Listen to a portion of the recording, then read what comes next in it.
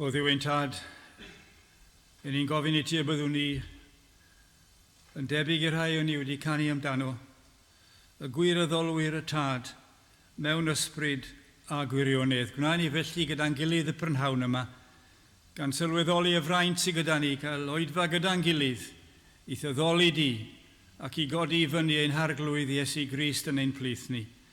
Bendithia ni o dad yw ein gweddi yn Iesu Grist ein harglwydd. Amen. Min cyntaf yw 59, rhagluniaeth fawr y nef mor rhyfedd yw, esboniad helaeth honno arfaith Duw.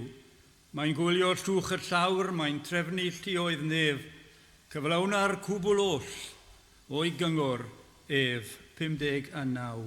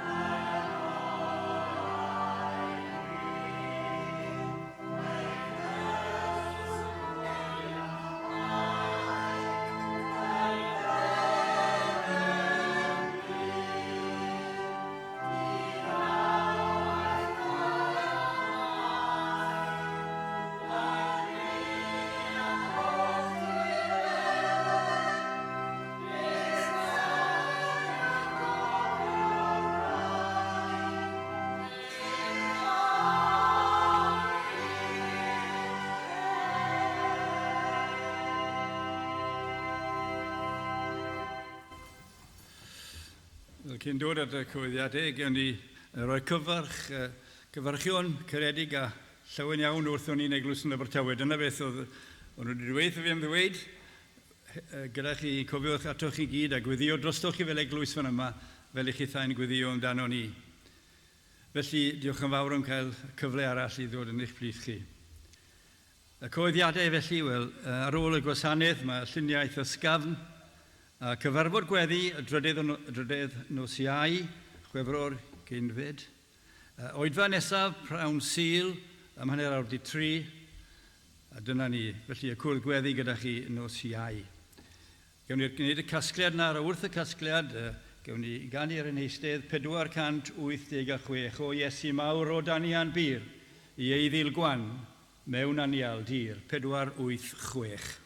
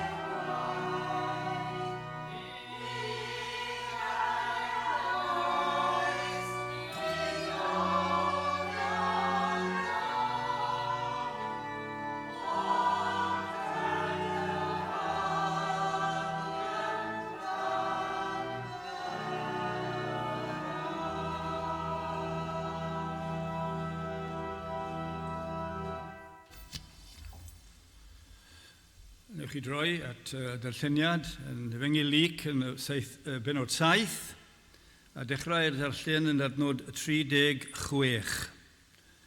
Efengyl Lyc, 7fed benod ac dechrau yn adnod 36. Ac un o'r Phariseaid ddymunodd arno fwyta gydag ef. Dymuniad yma am yr Iesu Grist iddo fod i fwyta gydag ef. Ac un o'r Phariseaid ddymunodd arno fwyta gydag ef. Ac yntau aeth i di y Phariseaid ac eisteddodd i fwyta. Ac wele gwraig yn y ddinas yr hon oedd Pechadures. Pan wybu hi fod yr Iesu yn eistedd ar y bwrdd yn hi y Phariseaid a ddigflwch o enaint. Ac yn sefyll wrth ei draed ef o'r tu ôl ac wylo, hi a ddechreuodd olchi ei draed ef a dagrau, ac a sychodd a gwallt ei ffen, a hi a cusanodd ei draed ef, ac a'i hirodd ar enaint. A phan welodd y Phariseaid yr hwnna i gwahaddasau, fe ddywedodd ynddo ei hun, gan ddywedid, pe bai hwn broffwyd, fe o'i basau pwy, a phawath wraig yw'r hon sydd yn cyffwrdd ag ef. Canis Pechadures yw hi. A'r Iesu gan ateb a ddywedodd wrtho, Simon, y mae gen i beth yw ddywedid wrthyd. Yntau y ddywedodd a thraw dywed. Dau ddyledwr oedd i'r un echwynwr, y naill oedd arno 500 ceiniog o ddyled, a'r llall 10 a 20. A phryd nad oedd ganddynt ddim i dalu, fe a fyddeodd iddynt ill 2. Dywed gan hynny pwy o'r rai hyn a'i caref fwyaf. A Simon atebodd ac ddywedodd, rwy fi yn tybied mae yr hwn a myddeodd fe iddo fwyaf. Yntau a ddywedodd wrtho, uniawn y bernaist. Ac fe adrodd at y wraig, ac y ddywedodd wrth Simon, a welid i'w wraig hon, mi a ddeithim i'th di, ac ni roddais dim i ddwfr im. A gwraig yr hon oedd mewn, nôl i'r adnod 2 unwaith yn agor. Fe adrodd at y wraig a ddywedodd wrth Simon, a welid i'w wraig hon, mi a ddeithim i'th di, ac ni roddais dim i ddwfr i'm traed. Ond hon, a olchodd fy'n rhaid a dagrau, ac a'i sychodd a gwallt ei ffen. Ni roddais dim i gysan, ond hon, pan ddeithim i mewn i ffeidiodd a chusanu fy'n rhaid. Ymhen a golew nid i raist, ond hon a irodd fy'n rhaid ag enaint. Oherwydd paham y dywedaf wrthyd, maddeuwyd ei haml bechodau hi, o blegid, hi y garodd yn fawr, ond y neb y maddeu'r ychydig iddo, a gar ychydig. Ac fe ddywedodd wrthi, maddeuwyd i ti dy bechodau. Yr rhai oedd yn cyd eistedd i fwyta, a ddechreuasant ddywedid yn ddynt ei hunan, pwy yw hwn sydd yn maddau pechodau hefyd? Ac fe ddywedodd wrth y wraig, dy ffydd a gadwodd, dos mewn tangnefydd. Mae bydded i ddiw bendithio'r gair yna i ni gyda'n gilydd y prynhawn yma. Gym ni droi at ein diw nawr mewn gweddi. O ddiw ein tad, a thad ein harglwydd Iesu Grist. Ni'n dod o'th flaen di y prynhawn yma gyda'n gilydd fan yma, ac arall efallai bydd yn gwrando.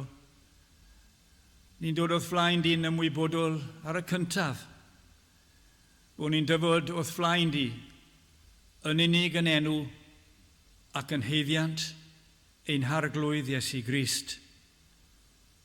Dywedodd ef, mae fi yw y ffordd y gwirionedd ar bywyd. Ni ddaw neb at y tad, ond trwy fi. Ac ni'n ymwybodol o dad, felly bod ni'n dyfod o flaen ti fel tad, Rhyfedd yw bod ni'n cael dy alw di yn dad, ond y gwirionedd yw bod ni'n nabod ti fel tad, am fod yr arglwydd Iesu Grist yn waredwr i ni. Ac bod ni'n glynu y prynhawn yma yn unig wrth y groes, gwaed y groes sy'n codi fyny'r eiddil yn goncwerwyr mawr. A dyma ni y prynhawn yma yn gyntaf oll yn cyffesu ein pechodau o'th flaen di. Hyd yn oed y pechodau y dydd yma, y meddyliau yma sy'n y tueddiadau i grwydro, hyd yn oed y prynhawn yma gyda'n gilydd, ni'n gofyn i ti o dad i ni ganolbwyntio'n meddyliau ar dy air di, y gwirioneddau yma sydd yn y Beibl yma. Y Beibl yma sydd yn troi ni at yr arglwydd Iesu Grist, o'r dechreuad y Beibl hyd y diwedd, y cyfan oll yn yr arglwydd Iesu Grist. Ac ni'n ymwybodol o dad fod y cariad rhyfedd gyda ni y tuag ata ti. Ac ni'n gwybod fod ni'n caru'r arglwydd Iesu Grist am iddo ef yn gyntaf oll ein caru ni. Ac y prynhawn yma ni'n gofyn ti fendithio'r gair yma, i ni cael sylweddoli maint y cariad yma, all fod gyda ni y prynhawn yma. Y cariad yma fydd yn rhoi llawenydd yn ein calon ni, efallai nad i ni wedi gweld hyd yn oed o'r blaen. Ac ni'n ymwybodol o dad fod dylanwad yr ysbryd glân yw ein gobaith ni. Yr ysbryd glân yma i ddisgyn drosto ni, fel bod ni'n gwybod yn sicr fod Iesu Grist yn fab i Dduw. Bod ni'n llawenhau a gorfoleddu gyda'n gilydd. Ac o dad fod ni'n troi at ti mewn gweddi i gweddio, efallai'n gyntaf oll am ein teulu y prynhawn yma unwaith yn rhagor. Plant a plant ein plant. Efallai gŵr, efallai gwraig, sydd yn y tywyllwch o dad, ddim wedi dyfod i'r bywyd yma. Ni wedi darllen am y wraig rhyfedd yma, ni'n mynd i sylweddoli mwy amdani. Y cariad rhyfedd yma oedd gyda hi. Ac ni'n gofyn i ti o dad felly yn arbennig i fendithio ni y prynhawn yma. Cofio am yr eglwys fan yma o dad. Cofio am y bugail a'r cyfrifoldeb mawr sydd gyda ge, i arwain y bobl, i fod yn ffyddlon i'r gwirionedd. Ac o dad, i ni'n dyheu i weld ffrwyth y gwaith o dad. Dyma adeilad mawr fan yma. Ac eto o dad, ni'n gwybod fod rhan fwyaf o'r bobl tu allan. Ni'n gweddio am ein cenedl ni o dad, sydd wedi gweld digwyddiadau rhyfedd yn y canrifoedd sydd wedi mynd heibio. O dad, allwn ni ddisgwyl unwaith yn rhagor am ddiwygiad yn ein plith ni. Ni'n edrych ar y wlad yma ar hyn o bryd ac yn dweud yn ein calonnau efallai amhosibl. Gall ddim digwydd i'r genedl yma rhagor. Ond o dad, ni ddim yn gwybod am dy fawredd di a dy drigaredd di, dy ogoniant di. Dyw y Dyw, yr unig wir Dduw. Ac ni'n gwybod ar dy ddeheilawd i fod yr arglwydd Iesu Grist, brenin y brenhinoedd, yr offeiriad. O dad, ni'n gofyn i ti felly yn dy drigaredd i ddanfon yr ysbryd glân, i ni gael llawenhau y prynhawn yma, wrth i ni godi i fyny ein harglwydd Iesu Grist. Iddo fe fydd y clod a'r gogoniant. Ac ni'n gofyn i ti o dad i ni fod gyda'n gilydd mewn gweddi, hyd yn oed trwy y gair yn cael ei gyhoeddi. Fel bod ni'n gofyn i ti am arweiniad a gobaith, ac ni'n gofyn i ti o dad yn y gair. Diolch i ti o dad fod ni'n sôn am yr arglwydd Iesu Grist a'r aberth rhyfedd yna, hyd yn oed yn y llyfr cyntaf yn y Beibl. Adda ac Efa o dad wedi gwybod am hyn. O dad, ni'n gwybod fod tywylliad gwaed ar aberthu a'r cyfan oll yn yr Hen Testament yn harwain i at yr arglwydd Iesu Grist, yr aberth olaf. Ni'n diolch i ti o dad am eiriau y groes gorffennwyd. Ac ni'n gwybod o dad bod gyda ni ddim aberthau rhagodd, ond bod gyda ni o dad i roi'n calonnau yn llwyr i ddilyn yr arglwydd Iesu Grist. Dyna cariad anfeidrol gyda ge. Allwn ni fyth ei fesur i gariad e. Bod e wedi mynd o'i fodd i'r groes yna. Bod y gwaed wedi cael ei dywallt a bod ein pechodau ni sydd yn derbyn yr arglwydd Iesu Grist fel y unig anedig fab ar y groes yna, ac ni wedi cael ein golchi yn burlan yn y gwaed a gaid ar Galfari. Ac ni'n gofyn i ti o dad i ni cael gwybod rhywbeth hefyd yma, sancteiddhad yma. Ni'n diolch i ti o dad fod ni'n credu, ond ni'n gwybod o dad fod ni am dyfu ac i wybod fwy amdana ti, ac i fod yn fwy parod i dystiolaethu, O dad, helpa ni yn y gwaith sydd gyda ni wneud nawr. Cofio am y bobl ifanc sydd yn ein plith ni. Bobl ifanc yn ein teuluoedd, o dad. Ni'n gofyn i ti, o dad, iddyn nhw sylweddoli, o dad, bod brwydyr o'i blaen nhw'n un sicr o hynny. Ond, o dad, buddigoliaeth yw y gobaith sydd gyda ni. A'r fuddigoliaeth yma sydd yn Iesu Grist ein harglwydd. Derbyn ein gweddiau, o dad. Derbyn ein dymuniadau y prynhawn yma am dy fendith ar bob gair fydd yn cyhoeddi. Ac nid dyn yw sydd yn cyhoeddi, o dad, ond yr unig gobaith sydd gyda ni yw i ti trwy dy air i fendithio ni fan yma yn y capel yma, a phawb arall fydd yn gwrando, bendithio nhw i gyd yn eu cartrefi, yn yr ysbyty, beth bynnag, o dad, ple bynnag mae nhw. A rhai o'r aelodau yma sydd yn methu bod yma, efallai amgylchiadau wedi dod o draws nhw, ac ni'n gofyn i ti, o dad, am y trigaredd yma, a heno mae oedfa yma heno. Ni'n gofyn i ti fod hon yn oedfa arbennig yn y capel yma heno. Fel ni'n dymunio mae'n capel ni'n Abertawe, pob capel trwy y wlad sydd yn ffyddlon i'r gair, yn cyhoeddi'r gair, ac yn dibynnu'n llwyr arna ti trwy Iesu Grist ein harglwydd. Maddau ni felly, o dad, am bob pechod y baith erbyn di. Golchan i hyd yn oed y prynhawn yma. Gwan i ddefod o fflaen di ac i edifyrhau am bob pechod, gan wybod bod y cyfan wedi rhoi ar ein harglwydd Iesu Grist. Arno felly, derbyn i prynhawn yma, derbyn ein gweddiau, derbyn y dyrlleniadau, derbyn y gair a'r cyfan oll, o dad, fel bod y clod a'r gogoniant yn unig i ti ac i'n harglwydd Iesu Grist, ynddo derbyn ni, o dad. Amen.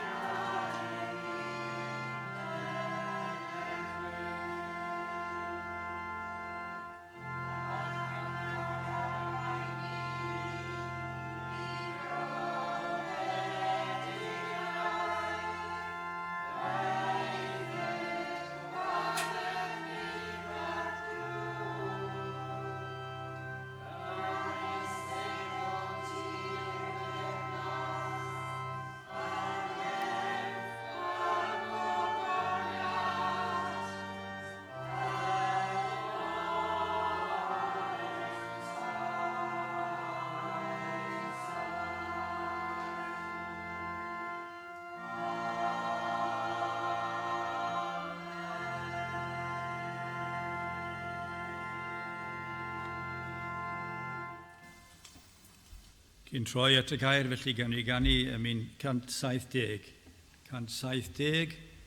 Agorodd drws i'r ceithion, i ddod o'r cystydd mawr, a'i werthfawr waed fe dalodd ein dyled oll i lawr. Nid oes dim damnedigaeth i neb o'r diwiol had. Y gwaredigion canant am rinwedd mawr ei waed. 170.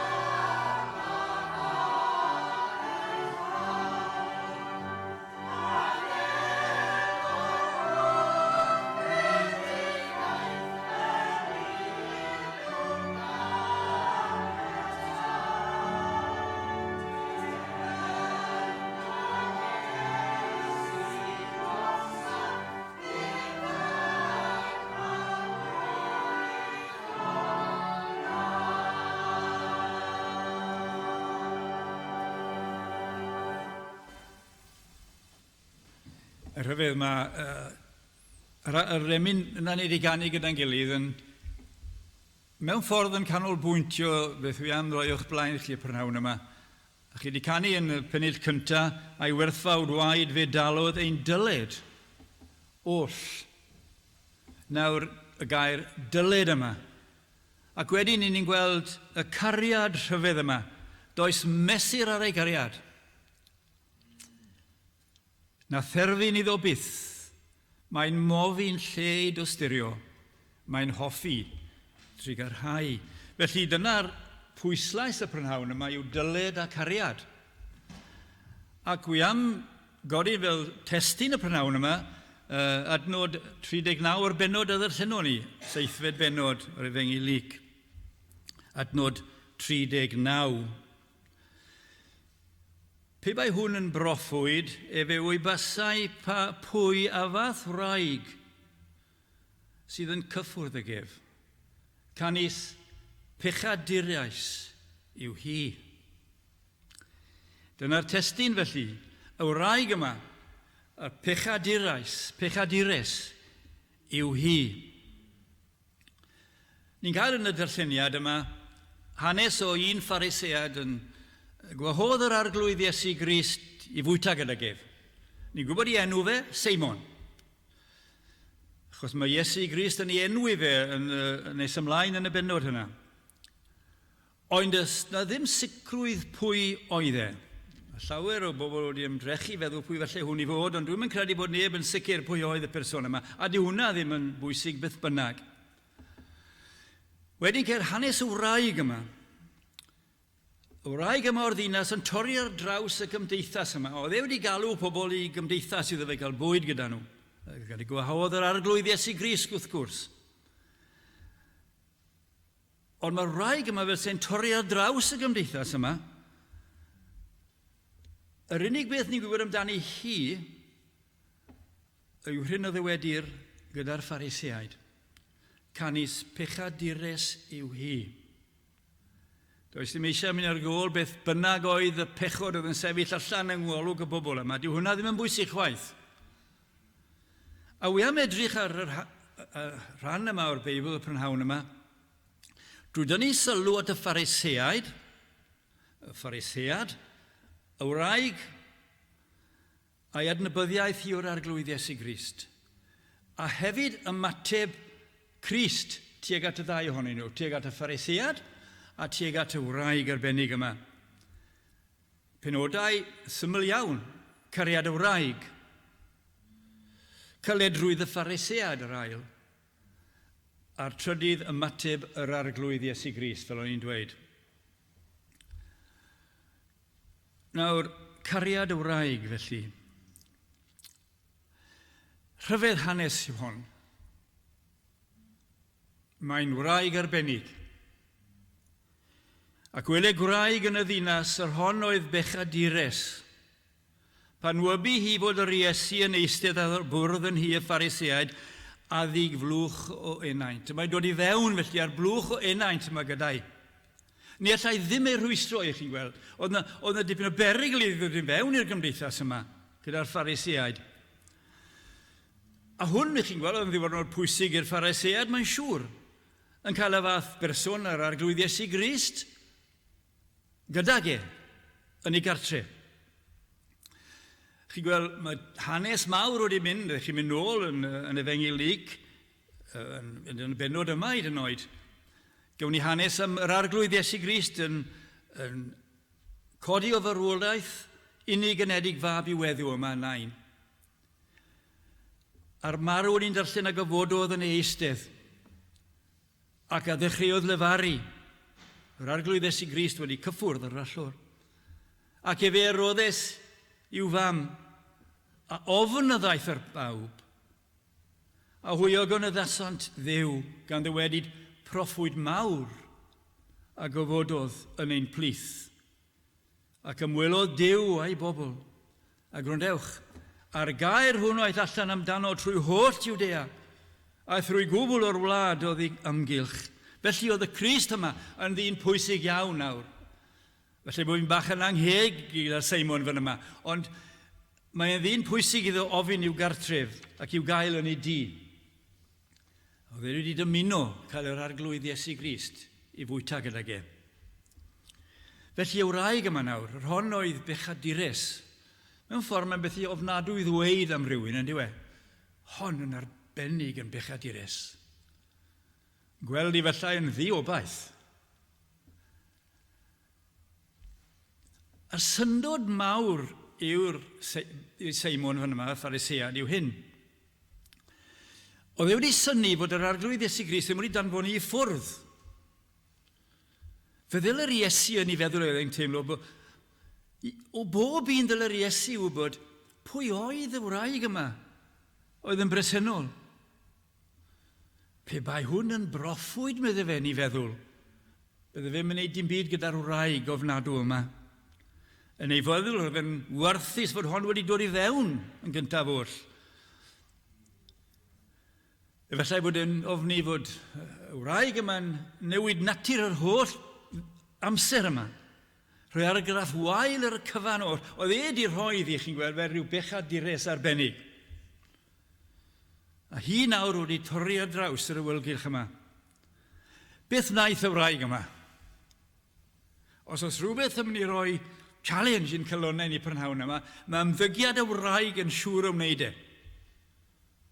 Chan sefyll wrth ei draed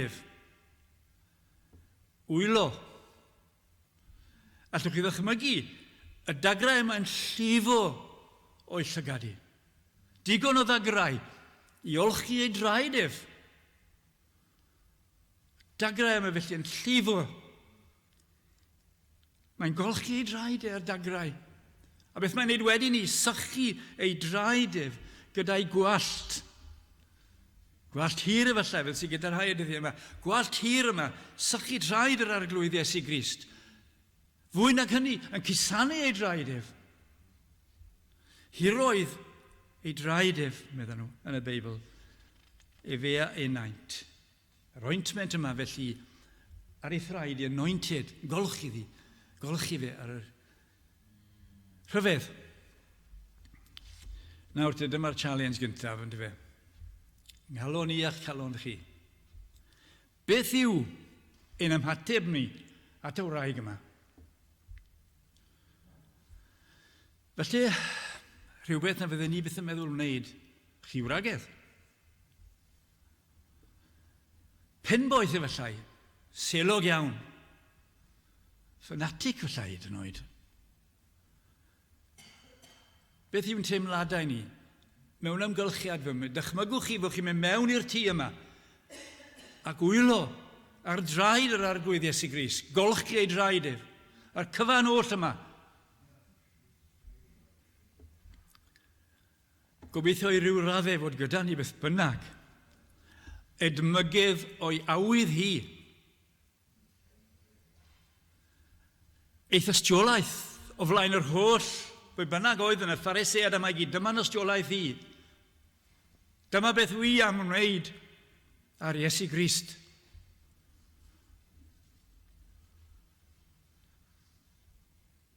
Yna ddewder yn ei chalon ni hefyd. Chi'n teimlo'n anodd ym rhaid i dystiolaethu. Ond o dewder rhyfedd gyda hi mewn ymgylchiad anoedd.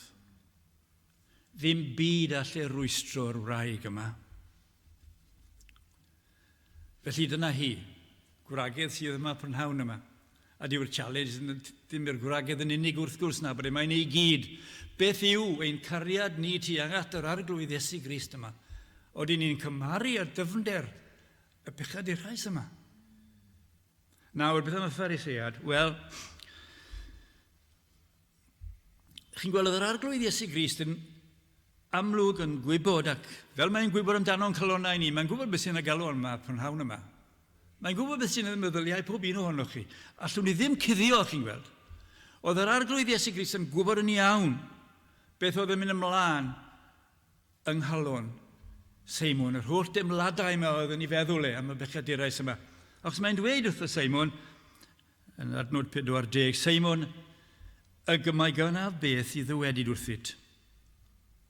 Yntai, Seimon, a ddywedodd, athraw, dywed. Oedd gyda'i Seimon ddim syniad beth oedd i ddod. Nawr, byddai'n mynd nôl nes ymlaen efallai yn y bryd yma i drafod y ddameg yma. Gan gyffesu, o'n i wedi gadael ei allan o'r gair y prynhawn yma, ond oedd arllen eto yn yr wythnos yma sydd wedi bod, o'n i'n meddwl mae'r deall y ddameg yma yn hanfodol i ni i ddeall beth sydd wedi digwydd hwn yma. Felly, mae yna rhywbeth yn meddwl y Seimon yma sydd yn amau fod Crist yn broffwyd. Ond ych chi'n gweld i dywyllwch oedd hyn. Dyw wedi ddylefaru lawer gwaith a llawer modd gynt trwy y proffwydi, yn y dyddiau diwethaf hyn, a lefarddwr wrthom ni yn ei fab. Crist y proffwyd, felly Hebreaid, benod cyntaf, adnod cyntaf i hwnnw. Felly mae yna gymhariaeth yma o Grist fel proffwyd. Crist y proffwyd. Crist yr offeiriad. Crist y brenin, y cyfan oll yn yr arglwydd Iesu Grist. Mae Seimon yn dweud wrtho fe felly athro dywed. Gawn ni'n fyr iawn i edrych ar y proffwyd yma'n gyntaf oll. Nôl yn Deuteronomy, ni'n cael cyhoeddi am yr arglwydd Iesu Grist yma iddo fod fel proffwyd. Yr arglwydd y Dduw, nod 18, adnod 15. Yr arglwydd y Dduw a gyfyd i ti o blith dy hun, o throdir dy hun, broffwyd megis finnau, arno edd y gwrandewch.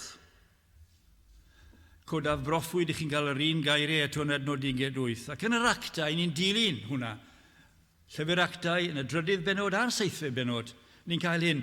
Canis Moses o ddywedodd wrth yr tadau, yr arglwydd eich diw o gyfyd i chwi, broffwyd o'ch brodyr, megis my fi, arno ef gwrandewch ym mhob peth a ddywedo wrthych. Felly dyna oedd Seimon yn mynd i gael nawr. Y geiriau yma oddi wrth y proffwyd sydd wedi cael ei anfon oddi wrth Dduw, sef yr arglwydd Iesu Grist. Y Crist yma oedd o'r dechreuad gyda Duw. Chi'n gwybod yr adnodau mor dda. Yn y dechreuad yr oedd y gair, Crist. A'r gair oedd gyda Duw. A Duw oedd y gair. Ynddo ef yr oedd bywyd. A'r bywyd oedd oleuni dynion. A'r goleuni sydd yn llywyrchu yn y tywyllwch, a'r tywyllwch nid oedd yn ymgyffred. Wy'n dweud y prynhawn yma bod y Pharisëiad yma mewn tywyllwch. Ond wy am ddangos nes ymlaen fod y wraig yma yn ei adnabod e. Y gair yma, y wraig yn ei adnabod e, y Crist. Duw oedd y gair oedd yn ei chalon hi. Ynddo ef oedd yr oedd bywyd. Duw oedd Crist. Crist yr arglwydd felly. Ni am edrych ar y gymhariaeth yma fan yma, ac yn gyntaf oll wrth gwrs, dyn nôl at y wraig unwaith yn rhagor. Ffordd at ni i ddod i ddeall y cariad rhyfedd yma oedd gyda hi. Wel, y cyntaf beth i'w ddweud i hyn, dyna graig y cariad yma, ac unrhyw gariad tuag at Iesu Grist, os oes mymryn o gariad gyda chi tuag at Iesu Grist, dyma beth chi'n credu ynddo fe. Chi'n credu arno fel proffwyd, chi'n gwrando ar ei lais e. Chi'n gwybod amdano fel offeiriad. Chi'n gwybod fod eich gobaith chi'n unig yn yr aberth o'r arglwydd Iesu Grist. Eich chi'n derbyn e fel brenin ar eich bywyd chi. Dyna beth yw Cristion.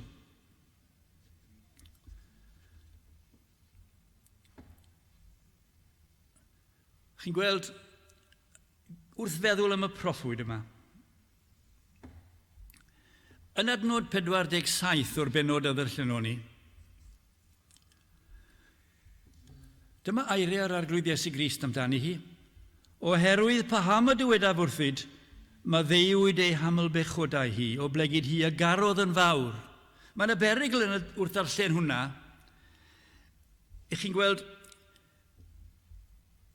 a cael am fod i wedi caru oedd y maddeuant yn dod? Na, ge. Ffrwyth oedd y cariad yma o'r maddeuant. Fe ni'n darllen yr adnod fel yma, meddiwyd ei haml bechodau hi o blegyd a garodd yn fawr. Chi'n gweld y gwahaniaeth?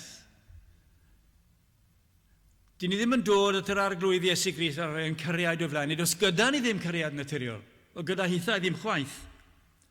Ond meddiwyd ei haml bechodau hi, felly hi a garodd yn fawr. Dyna ffordd mae'n dyfod. Nid trwy unrhyw weithredoedd, na. Pechadurais oedd hon. A pechadurais yw bob un sydd yn ngwynebu i prynhawn yma. Pechadur ydw innau'n cyhoeddi.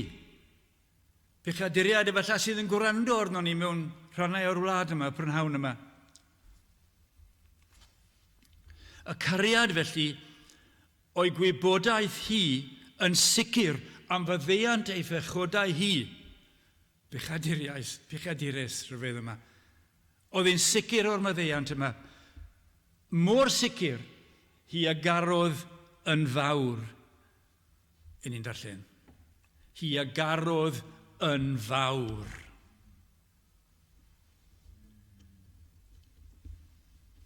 Ddim yn cariad ni. Gallai i ddod o'ch blaen chi y prynhawn yma a dweud fe a garodd yn fawr.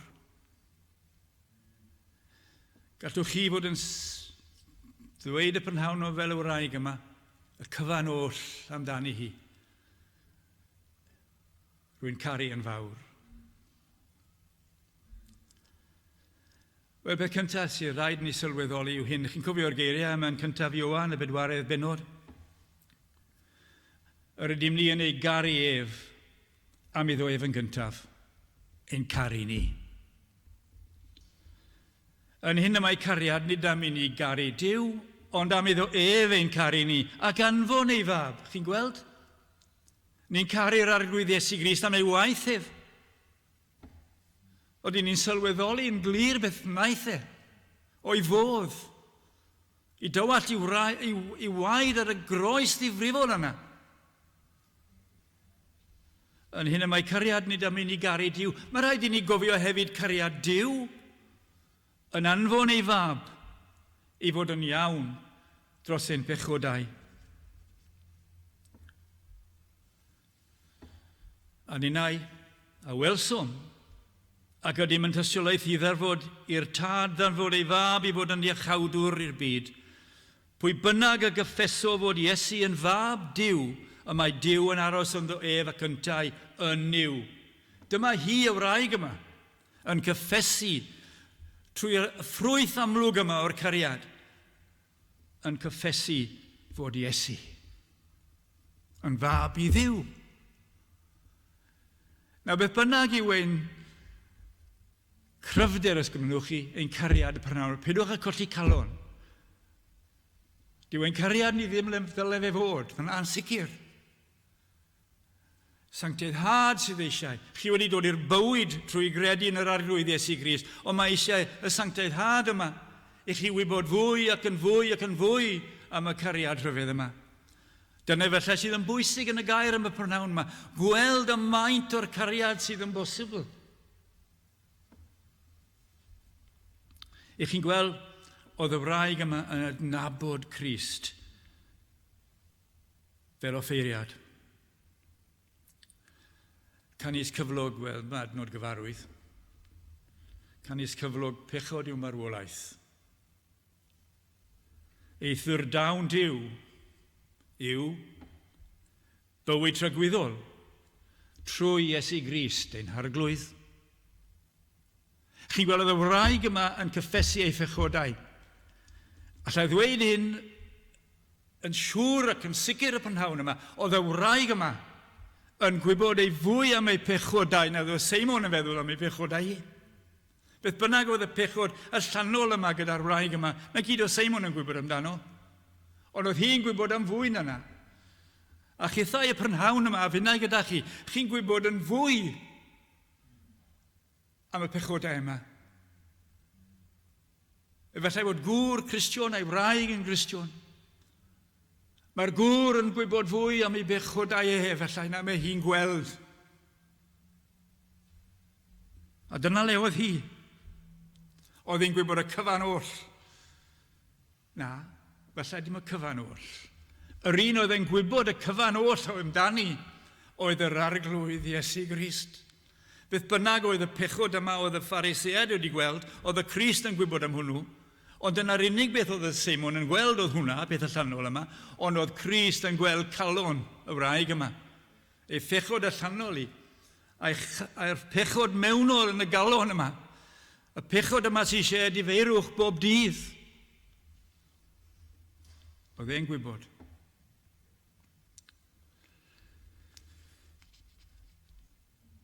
Nawr mae'n debyg iawn bod y wraig yma falle wedi clywed y Crist yn pregethu.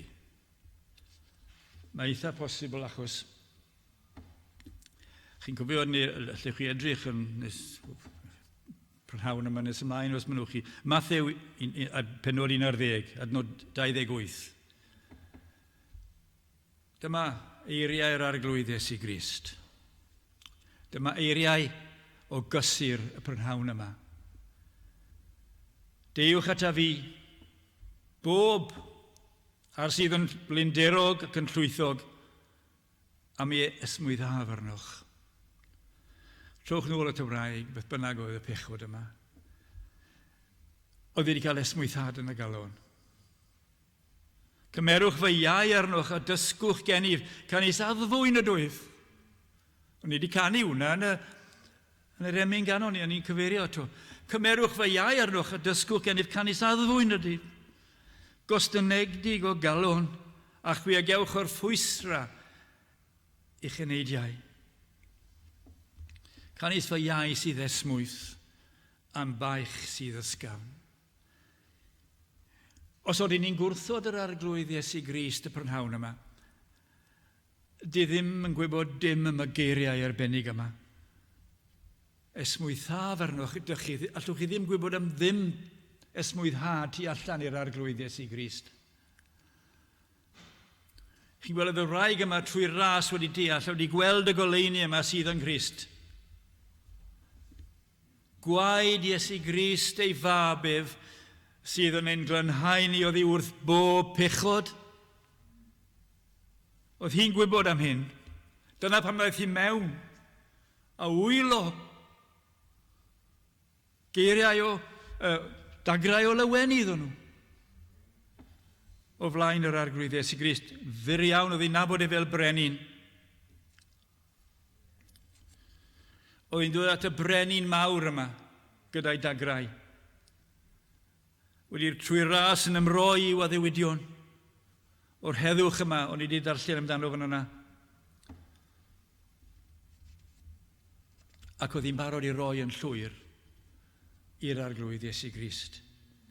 Meddai un yn barod mewn crediniaeth, mewn cariad, mewn i fuddod, wedi ei harwain gan yr ysbryd Duw i ymroi yn llwyr i Grist. I'r bechadures yma, fe ddaeth yr efengil. Oedd i'r efengil wedi dyfod atan ni de. Oedd i'r efengil yma yn ein calon i'r prynhawn yma. Oedd Emin oedd wedi gweld gyda Morgan Rhys oedd e.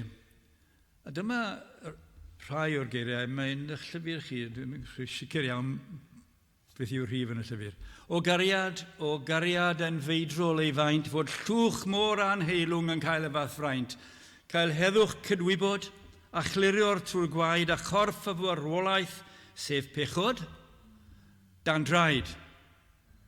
Corff y farwolaeth, y wraig yma, y pechod yma, dan draed. Trwy gariad anfeidrol. A dyma'r ail benillniallau'r holl fwroedd byth olchi fy mryw, na gwaed y creduriaid yr amlyd e'r rhyw, ond gwaed y Meseia, a'i gwella'n ddiboen rhyfeddol i'w rhinwedd. Mae'r wolaeth yr oen. Ac mae'r emynydd yn dweud wrthyn ni moliannu'r pob enaid fo arglwydd ar gan. A dyna'i ffordd i o foliannu'r arglwydd Iesu Grist yn y cyfan oll a wnaeth i drosto fe. Felly dyna emyn Morgan Rhys. Nawr, fel o'n i'n dweud ynghynt, y ddymed yma o'n i wedi trach esgeluso. Ond fel o'n i'n dweud, mae'n anfodol i ni ddeall y ddameg yma. Mae'n dwy adnod yw e, adnod 41 a 42 yng nghanol. A dyma'r ddameg, 2 ddyledwr oedd i'r un echwynwr. Y naill oedd arno 500 ceiniog o ddyled, a'r llall 10 a 20. A phryd nad oedd ganddy'n ddim i dalu, fe fyddeodd iddynt ill 2. Dywed can hynny, pwy o'r rai hyn a'i carau fwyaf? Dyna'r cwestiwn. Seimon wedi ateb yn iawn, rwyf yn tybed mae hwn am ddeiwyd fe iddo fwyaf. Yntai y ddywedodd wrtho in iawn y bernaist. Felly 500 ceiniog a 10 a 20. Nawr, beth mae hyn yn ddweud wrthon ni te? Y rhai sydd yn ymwybodol o ddyfnder pechod, pechod personol, pechod tyddiol, sydd fwyaf ddiolchgar am y rhodd o'r gwaredwr. Y prynwr Crist Iesu, y mab a roddwyd. I chi'n gweld oedd hon yn gwybod. Nid gen i ni am y pechod allanol. Wy'n sicr bod y wraig yma'n gwybod y cyfan oll. Fel i ni gyd, wy'n sicr o hynny hefyd. Ar ddiwedd y dydd, beth i ni'n neud ar ddiwedd y dydd? Troi at y Duw yma ac edi fyrhau. Dyna gyflwr celonnau. Ond i chi'n gweld oedd hi wedi gweld hyn ac yn gwybod hyn, ac wedi gweld dyfnder y pechod yma. Allwch chi ddarllen emyn 505 gyda William Williams yn y llyfr emynau yma. Wel, fe wna'i dos ymlaen medde fe, fofni dŵr na than, mae genit ddew. Diw'r gelyn mwyaf rym, yw nerth anfeidrol ddim, fe goncra mhechod ddim, fe goncra mhechod llym, ei elyn yw. Mae gwaed ei groes yn fwy, na'i natur danbaid hwy, na'i nifer maith. Fe faddau fawr a man, fe ymgylch yn hyfryd lan, fe'n dwg i yn y blaen i ben fy nhaith. Prynwr mawr y byd, oedd hi'n ymwybodol o ystyr a berth rhyfedd yr arglwydd Iesu Grist. A chi'n gweld y geiriau olaf i ni'n clywed gyda'r arglwydd Iesu Grist wrthi hi. Mae'n dweud wrthi, ac fe ddiwyd wrth y wraig dy ffydd ath gadwodd, dos mewn tangnefydd. Dyna'r adnod ola o'r benod yna. Dyna'r cyfan oll yn cael ei gloi felly. Oedd y wraig yma wedi cael y neges, oedd hi am glywed, wedi dyfod at yr Iesu Grist, ac fe wedi dweud wrthi, ac fe ddiwedor wrth y wraig dy ffydd ath gadwodd, dos mewn tangnefydd.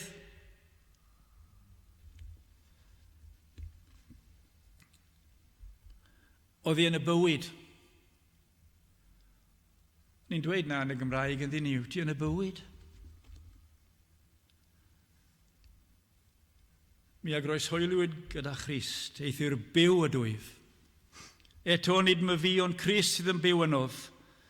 Fi ar hyn yr rwyf yn awron yn ei fyw, yn y cnawd, ei fyw ar y dwy trwy ffydd mab Duw, yr hwn am carodd ac a ddod est ei hun dros o fi. Dyna hi chi'n gweld.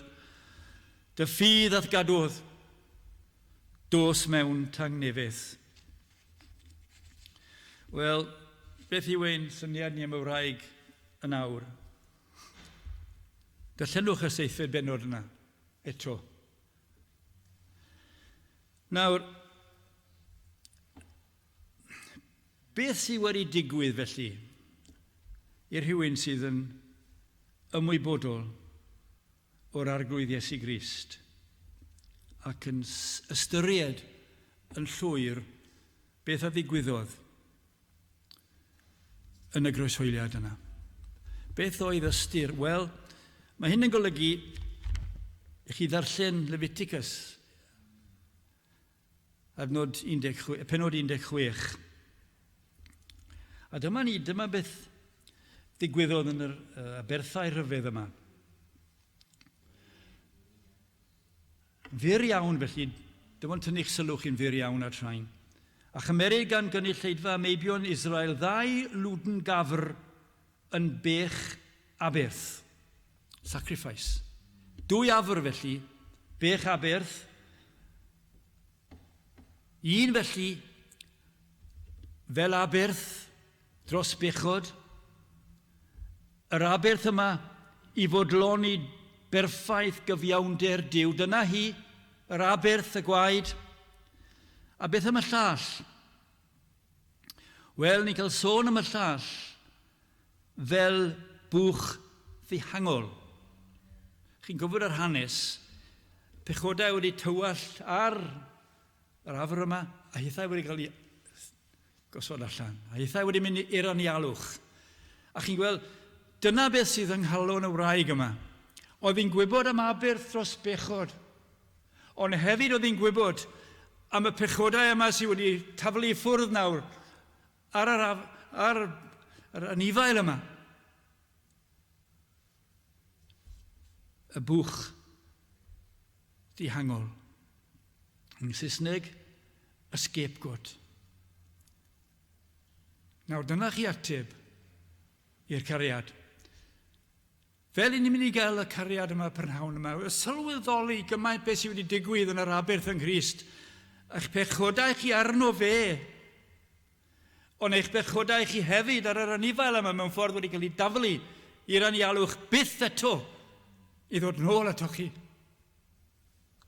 Beth bynnag yw'r pechod i chi'n farnu sydd yn ddifrifol, daw e byth yn ôl, mae wedi mynd. Y pechod dyddiol, maen nhw gyd ar yr anifail yma wedi mynd i'r anialwch. Dyw hwn ddim yn golygu bod ni'n byw fel ni am, wrth gwrs na bod e. Dymuniad y Cristion yw fod yn fwy tebyg i'r arglwydd Iesu Grist. Nawr rydw i'n feddwl i o'na fawn ni'n fwy tebyg i'r arglwydd Iesu'n fyw. Dwi'n yn cofio fe. Ond beth bynnag, o'n i wedi canu o'na yn sy'n ni'n blentyn bach. Dewch i ni ganu fe mewn rhai sy'n mewn oedran y prynhawn yma, o'na bawn ni'n fwy tebyg i'r Iesu Grist yn byw. Chi gweld y wraig yma, beth oedd hi am wneud o fan yma ymlaen? Pechu fel y mynnau, nag e. Oedd hi am fodloni yr arglwydd Iesu Grist. Felly i orffen nawr y prynhawn yma, ein problem ni, beth yw e? Mae'r wraig yn esiampl i ni. Beth yw ein problem te? Ein argyhoddiad o bechod efallai ddim mor glir a oedd hi. Ein syniad o'n aneilingdod, Saesneg unworthiness, ddim mor glir a hi efallai. Ein ymwybodaeth o drigaredd am y ddeiant ddim mor ddwfwn a hi. Dyna'ch challenge i fi. Beth yw dwi'n ystyried? Pwy argyhoeddiad sydd gyda fi o bechod? Dyddiol. Beth yw yn gwybodaeth ni am y myddeiant rhyfedd yma sydd i ni yng ngwaed Crist? ein ymwybodaeth o drigaredd myddeiant, ddim digon dwfn.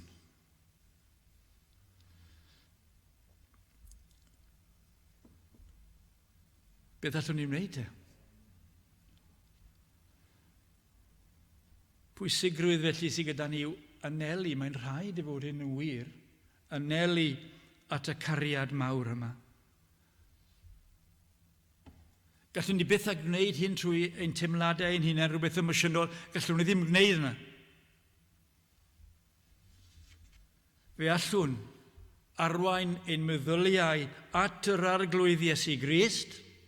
Dyna pam ni'n darllen y Beibl yma mewn cysondeb. Dy hwnna ddim digon da gyda ni. Darllen y Beibl yma sy'n sôn am yr arglwydd Iesu Grist o Genesis i'r diwedd. Llawn o'r arglwydd Iesu Grist ynddo fe. Yr arwyddion yn yr Hen Testament at Grist. Y Testament Newydd yn dangos i ni Crist a'i gariad rhyfedd trwy hyd yn oed yn y byd yma, a'i gariad i'r groes. Chwiliwch am Iesu Grist. Dyna'r ffordd i anelu at gariad mawr. Ac i ymofyn i'r ysbryd glân, i dywallt Crist yn ein calonnau ni. Allwn ni wneud na gyda'n gilydd? I droi at yr ysbryd glân, cyffesu ein pechodau, cyffesu fod hi'n anobeithiol i ni wneud hyn o ran ein hunain yn llwyr, ond troi at yr ysbryd glân i dywallt cariad Crist yn ein calonnau ni. Ac efallai fyddwn ni hyd yn oed y prynhawn yma'n gallu gadael yn sŵn geiriau yr arglwydd Iesu Grist at y wraig yma. Geiriau rhyfedd. A lle ddweud wrthon ni y prynhawn yma, ac fe ddiwedodd wrth y wraig, dy ffydd ath gadwodd, dos mewn tangnefydd. Dyna dangnefydd yn dyfen, yr arglwydd Iesu Grist. Wel, dewn ni ymdrechu bob un ohono ni i ddod i adnabyddiaeth mwyaf o ddifrifoldeb pechod, ac wrth weld hynny, gweld faint mor rhyfedd mawredd cariad Iesu Grist. Cariad anfeidrol yma, bod y llwch mor anheilwng yn cael y fath fraint. Dyna hi, angholwg y Pharisead, llwch anfeidrol, cer allan o'r, o ddim yn moyn i yn y gymdeithas. Ond oedd yr Iesu Grist am iddi fod yno. Ac oedd yn dangos yn glir i gariad anfeidrol. Fod llwch mor anfeidrol yn cael y fath fraint. A dyna beth sydd gyda ni yn Iesu Grist, y prynhawn yma, y fraint rhyfedd yma, o gael gwybod peth am gariad. I chi yn ei garu fe, chi'n gwybod hynny.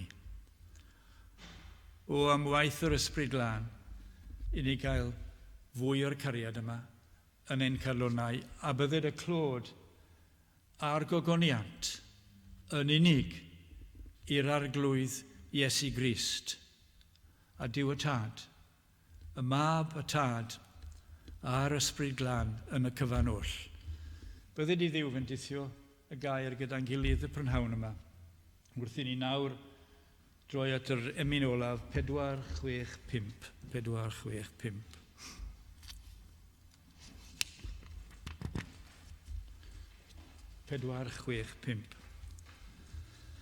Per erin wyf mewn anial dir yn crwydro yma a thraw, ac yn rhyw ddisgwyl bob yr awr fod ti fy nhad ger llaw. 40. Mae hiraeth arnaf am y wlad lle mae torfeidd diri yn canu'r anthym ddyddiaeth hoes a mangau Calfari. Allwch chi ddychmygu y wraig yma yn y pennill olaf, a byddwch chi'n ganu y prynhawn yma. 465.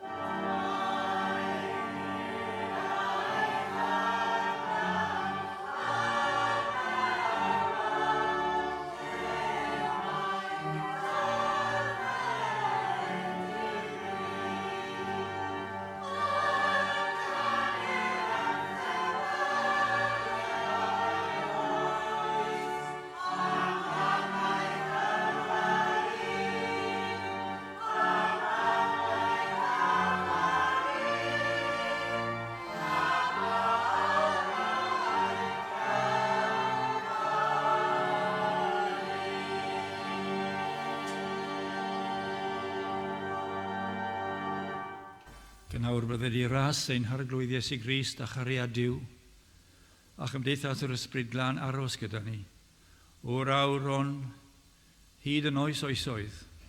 Amen.